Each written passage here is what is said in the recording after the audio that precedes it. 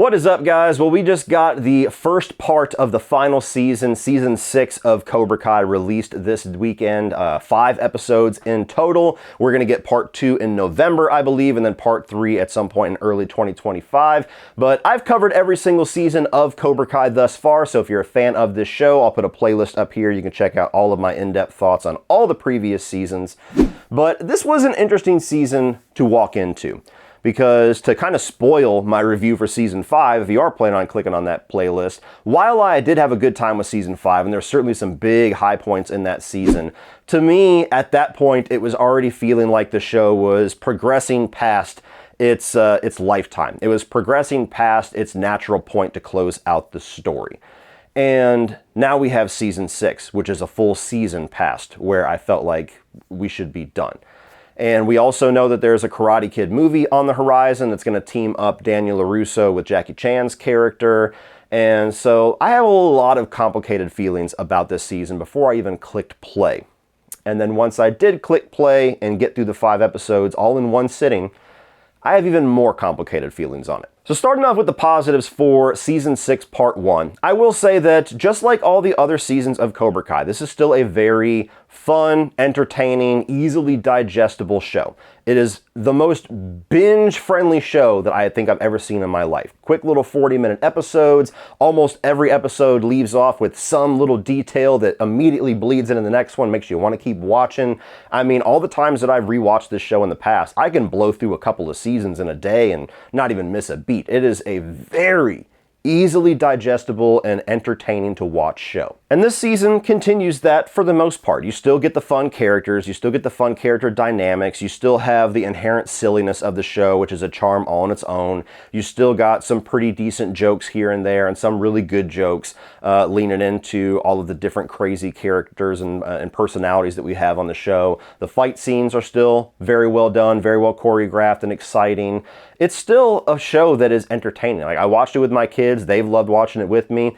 They were just as entertained with these group of episodes as they have been with all of the others thus far. I also do think that they do a pretty decent job here at continuing to evolve some of the melodrama and some of the underlying issues that these characters are having. When we first met them, they're like freshmen in high school. Now they're getting ready to graduate high school and move on to college. So where you used to just have plot lines of how to be the popular kid, how to get the popular girl, or how to get invited to parties and things like that, now these characters are evolved into, how am I going to pay for college? Am I going to get accepted into college? Where do I go in this world now that I'm technically an adult?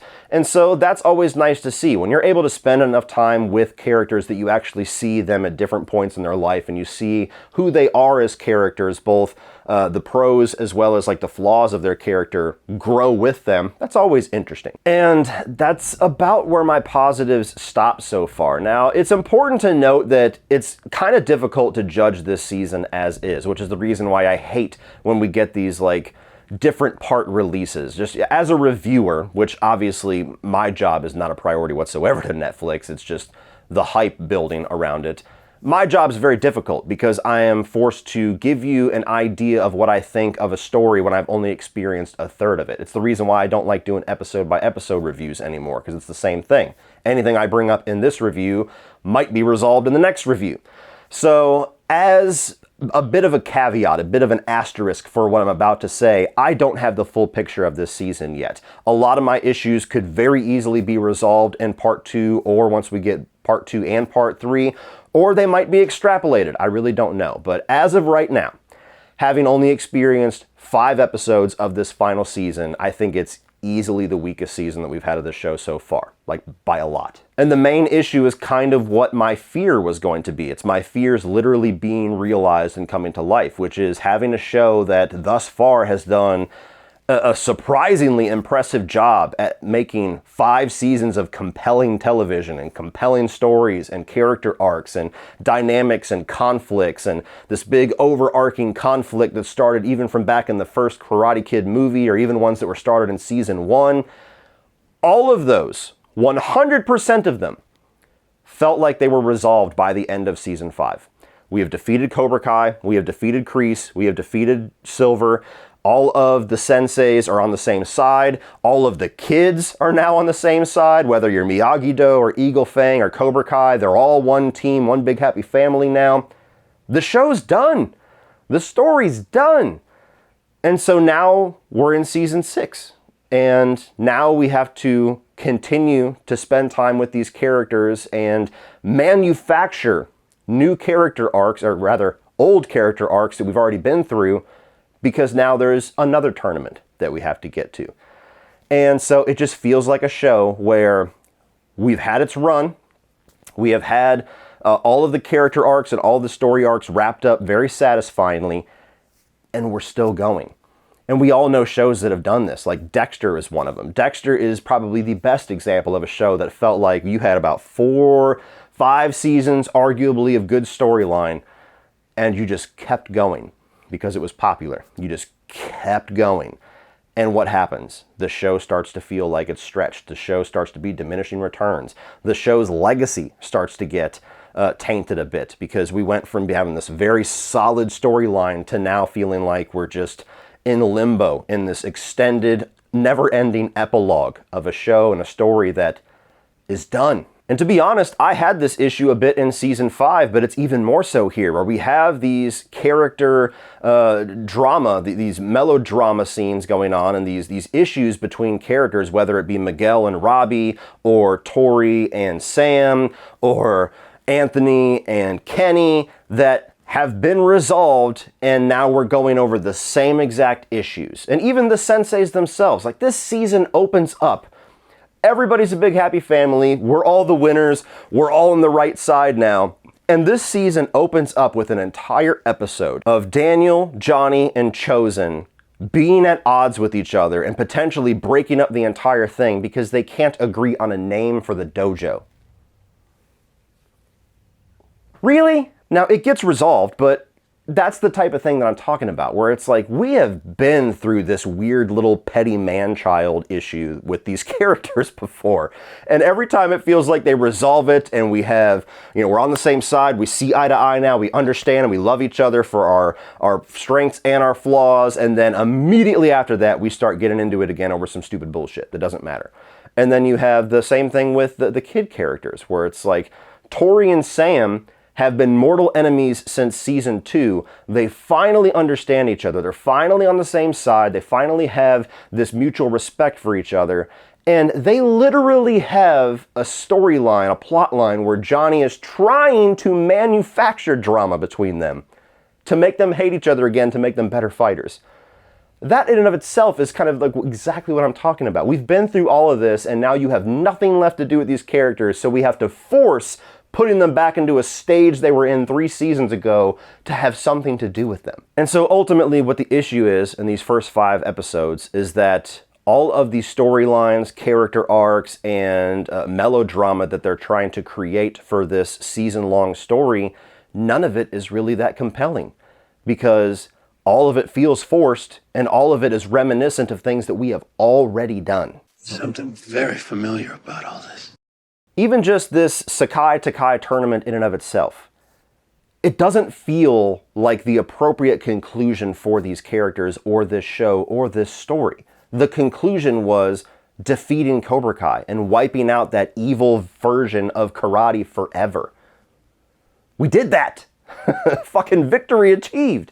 And now it's about, oh, well, there's this world tournament. So we don't want to be the best in the valley. Now we got to be the best in the world. That's almost the antithesis of what Miyagi-Do and everything was always about. It was always about not having to be the best and not having to be the toughest and not having to fucking puff your chest at everybody. It's just there as a form of defense and protecting people and being the symbol of good. And now, like, even the excuses and the reasoning that Daniel has to want to do this tournament just doesn't feel natural. It just feels like we got to be at this tournament at some point because this is the only way we can think to bring Jackie Chan in before we have the movie. And that's the other side of it that you just can't help but see through. You can't help but see the corporate Netflix of it as a fan of this show from the beginning, is that Netflix had this show. It was a monster success. The end was in sight. I don't know specifically how many seasons maybe the showrunner had mapped out, but it felt pretty damn deliberate to be a 5-season show with the stories that we got. And they said, hang on, There's still a lot of money to be had. We're going to have a movie. It's going to be a big summer blockbuster because kids and adults all love Cobra Kai and Karate Kid, and we don't want to have a year with no Cobra Kai or Karate Kid stuff. So we're going to do one more season of the show, and we're also going to stretch it out into a 3-part release over an entire year so that we have this smaller gap between when Cobra Kai ends and this movie comes out, because we want the movie to make as much money as possible. And as a fan, it makes it all the more frustrating when you feel like the integrity of the story and the integrity of the characters is being compromised for corporate money, for selling something, for the marketing of this other thing. And the only other negative that I have that's a more specific character thing is that they way overcook the Tory melodrama in these first 5 episodes. Her performance and the way that they treat her character just make like a ticking time bomb, which to an extent fits the character, but they dial it up to fucking 14. And there is a possibility that in the following episodes there's going to be a reveal regarding the big thing that happens with her in the last 2 episodes that will make it a more compelling storyline. I don't want to get into spoilers here, but there's a chance they could redeem that for me. And it seems like that's the direction they're going to go, which again is the difficulty of only reviewing the first third of the show. But just on surface level, the performance and the melodrama and the way that they are building this story in these first 5 episodes, way too overcooked for me. So all in all, I can't say I'm disappointed because, to be honest with you, I kind of expected that of this last season. It just kind of felt like that's where we were heading.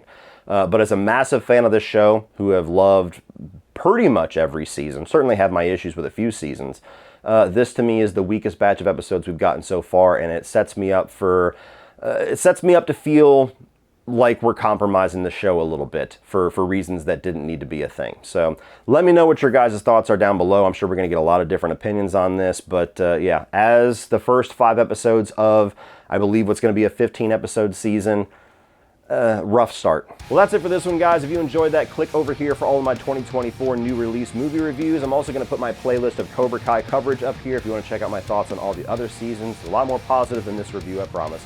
Like, share, hit that subscribe button so you don't miss anything in the future. And as always, remember, opinions are like assholes, but that doesn't mean you have to be.